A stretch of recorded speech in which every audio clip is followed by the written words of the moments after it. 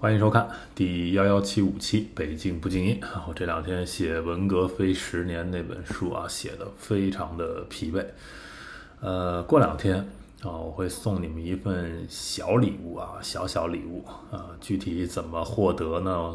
看我的社群公告好，今天呢想简单聊两句张丹丹这个事儿就是谁是张丹丹呢？北大的一个教授是吧？他这两天说了一句话火爆了整个互联网他说灵活就业本身就是一种福利。这批人有什么社会？这批人，我就想跟您再去探讨一般我们都认为我们做正规就业，我们就觉得那些非正规就业或者零工，就觉得他们是没有保障的对。但是我们就是可能从我们劳动经济学角度就我们谈，就是他们灵活本身就是一种福利。我不知道能不能理解，就是说他灵活了。不像我们朝9晚5的，对吧？您天天这上班，这个其实是一个，然后社保但是非常好，可能有国家的这个五险一金等等，就是你是牺牲了你的自由，然后换来的这个社保。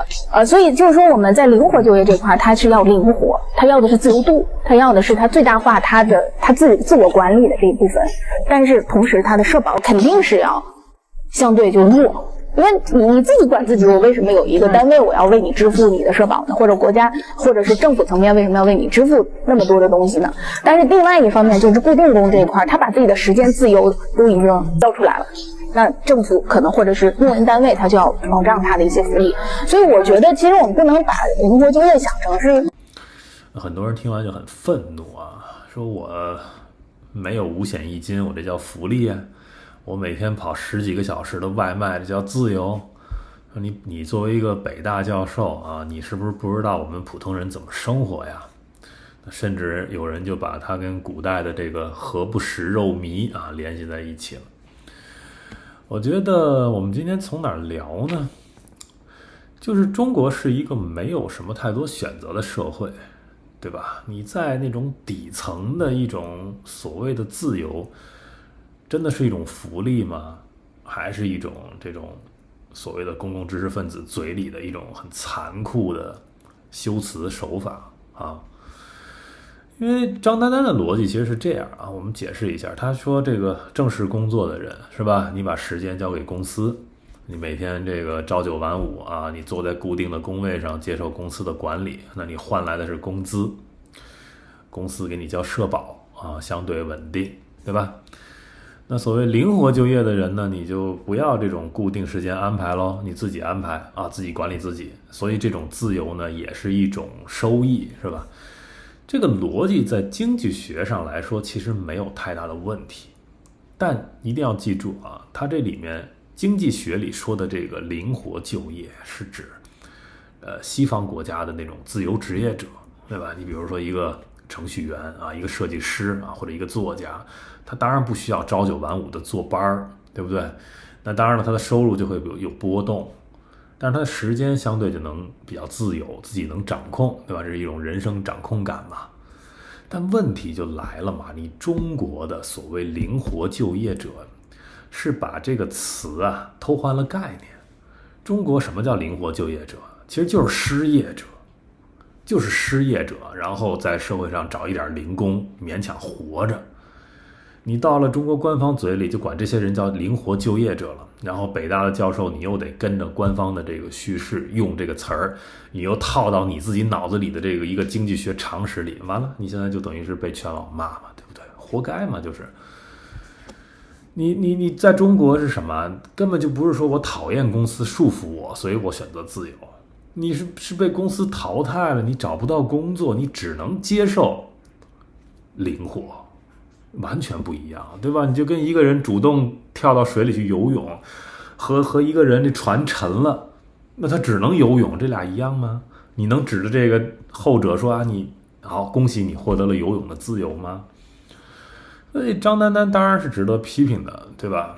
你一定要记住一点，就是自由什么叫自由？自由有一个最大的前提，就是你得有选择，有选择才叫自由，对吧？没有选择那就不叫自由，那叫什么？那叫被逼无奈的适应，对吧？所以你看，中国现在的这种经济下行，很多人他过去啊几十年都相信什么，我努力读书啊，进大公司啊，甚至这是个铁饭碗，那我人生就会稳定下来了。今天这条路是越来越窄，大量的人被推向你只能是在社会上去做什么网约车呀、临时工啊、送外卖呀，所谓的自由职业，所谓灵活就业。恭喜你获得自由，你怎么能说出这种话呢？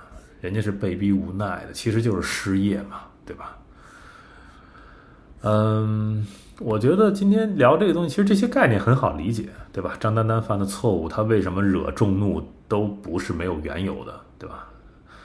我觉得最后想跟他说几句话吧。我觉得作为一个在国内的啊，你不管是北大教授还是什么体制内的一个什么研究员，你最好啊，我的建议啊，当然张丹丹也看不到我这期节目啊，谨言慎行，就为了你自身的安全，谨言慎行未来。因为你以为你在说一个经济学的什么常识啊，或者你以为你在说一些无伤大雅的话，那这个东西啊，你的话是容易被同行、被愤怒的群众或者被官方当成替罪羊把你记齐的啊，这个一定要清楚啊。你看这个事情之后，胡锡进又蹦出来又撕咬这个张丹丹，对吧？我觉得这两个当然没什么，都不是好东西，是吧？但是你就可以看出这个苗头啊。有人说中国现在文革 2.0 了啊，因言获罪啊，各种这样的有很多分析啊。这个我不在这儿不多说啊，因为我正在写《文革非10年》这本书嘛。等我写完之后，我建议大家看啊，那个写的非常的清楚，就是文革究竟怎么回事啊，背后的那些最深层次的这个逻辑啊，到底是什么？我正在把这个东西都写清楚啊，你看明白了，你看今天的中国的一切也都是这个样子啊。所以张丹丹，包括像张丹丹这样的人啊，你在国内，你当然了，你要混这口学术的饭，你又不能砸共产党的这个锅，是吧？你又得用共产党给你指定的一些定义啊，所谓灵活就业者，他又不敢说这是失业，你又不敢把这最深层的道理说破。对吧？究竟什么是自由啊？你什么是福利？这些东西应该谁给啊？你怎么理解这些东西？你又不能说破，那你昧着良心在这里说谎话，你就招骂嘛，对不对？你还落人家的把柄，所以最好的方式就是闭嘴啊！别什么钱都想挣，别什么节目都上，闭嘴啊！守住自己那一点点良心，然后啊。在那里熬到一个相对这个安全宽松的一个未来，这是对张丹丹这样的人最好的办法。好，今天就聊这么多啊，感谢收看、订阅、分享。